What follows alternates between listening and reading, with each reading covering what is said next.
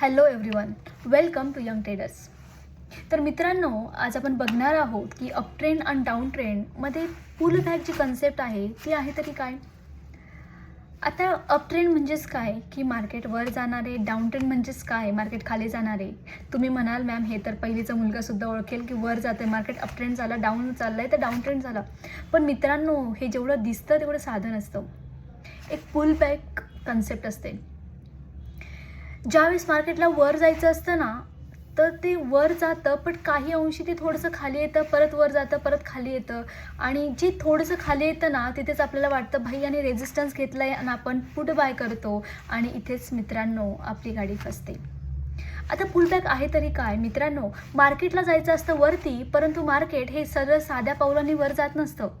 तर मार्केट 3 पावलं पुढे जाऊन 1 पाऊल मागे येतं, परत 3 पावलं पुढे जातं, 2 पावलं मागे येतं, परंतु शेवटी मार्केटला वरच जायचं असतं.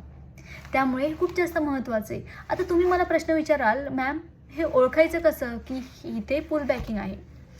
तर मित्रांनो, आपण हे युजली ऑप्शन ट्रेडिंगसाठी वापरतो आणि ज्यावेळेस चेंज इन OI, आता चेंज इन OI हा तुमचा पुट बाय जे असतात लाईक पुट शॉर्ट हे वाढत असतात, त्यामुळे मार्केट वर जात असतं. परंतु काही अंशी चेंज इन OIमध्ये थोडंसं कॉल शॉर्ट वाढलेले दिसतात आणि कधी हाच एक घातक असतो. त्यामुळे अशा वेळेस थोडंसं पुल बाय होतं. त्यामुळे झटक्यापटकेत गोष्टी करायच्या नाही, स्टॉक विकायच्या नाही की थोडंसं मार्केट खाली गेलं.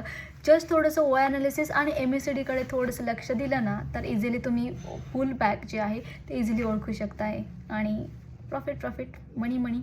तर काही डाऊट असेल तर ह्या नंबरला तुम्ही कॉन्टॅक्ट करू शकताय. आम्ही सदैव तुमच्या सेवेत आहोतच.